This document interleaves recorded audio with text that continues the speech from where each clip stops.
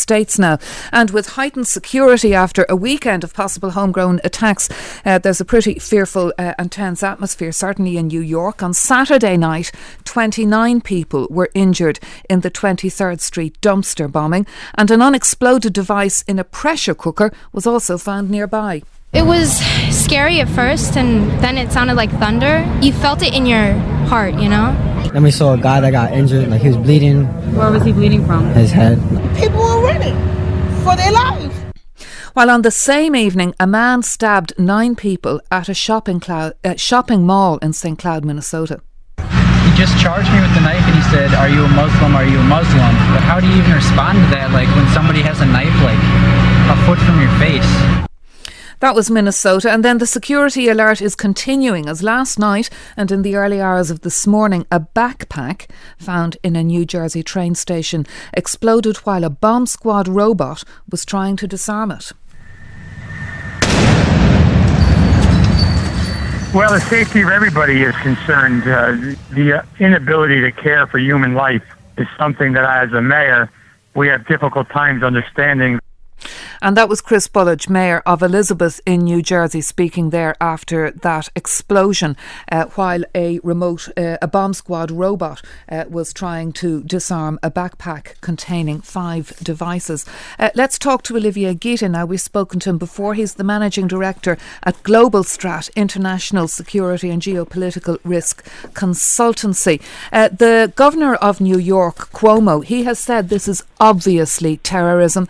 Olivier, do you agree? And if so, what kind of terrorism? Yes, it looks like all the leads are pointing to jihadist terrorism. Just before I got on the air, U.S. officials were issuing a warning that they were trying to find a 29-year-old Afghan suspect.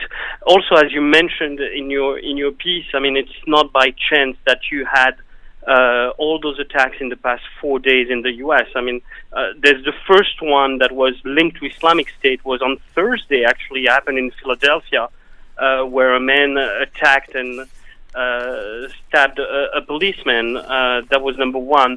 The second one, as you mentioned, in Minnesota was also claimed by Islamic State, which is something of significance. And then we had the attacks, the bombs in New York and New Jersey. So coincidences are tough to get by, especially in a country like the U.S., and especially in the run-up to the elections in about a month and a half or 2 months. Islamic State said that they would try to influence the vote.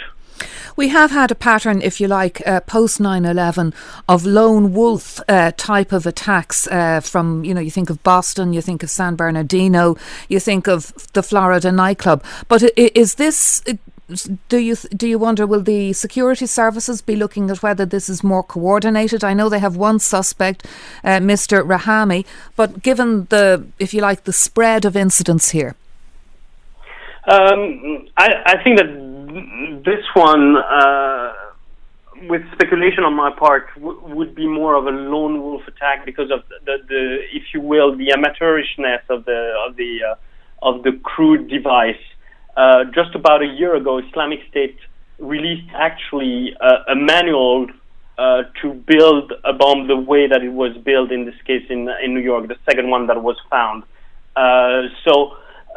I'm more concerned about, as you mentioned, coordinated attacks like in Paris, and much more organized. And the fact that Islamic State didn't claim responsibility for this attack makes me believe that either they were not happy with the result and it was just somebody that was motivated by Islamic State, or that they had nothing to do with it.